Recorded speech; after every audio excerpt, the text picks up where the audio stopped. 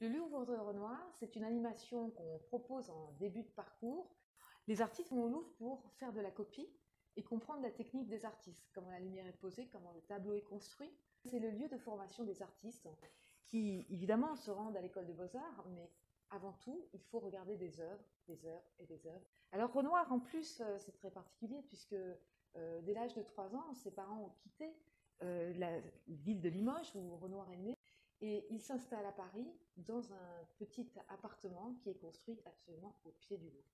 Et donc toute sa jeunesse, il va regarder ce grand palais. Il apercevra d'ailleurs la reine Amélie qui de temps en temps donnait des bonbons aux enfants du quartier. Et c'est naturellement qu'il va se rendre sûrement au Louvre durant ses jeunes années, mais aussi durant ses années de formation. Alors qu'a-t-il regardé Renoir?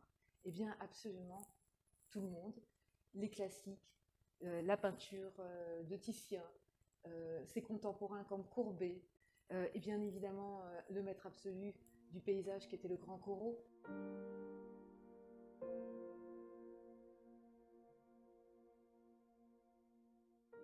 Alors parmi ce panthéon d'artistes, il y a évidemment Watteau et son pèlerinage pour l'île de Cythère, qui est une fête galante du XVIIIe.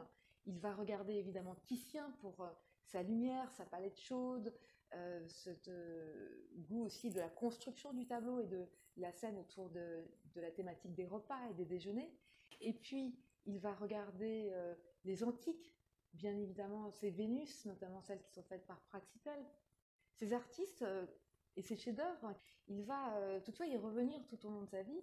Il va visiter ces tableaux et on va les retrouver dans ses propres œuvres sous forme de notation, d'allusion ou voilà, c'est un détail parfois qu'on retrouve et qui vont lui permettre de construire ses propres tableaux qui appartiennent à son époque.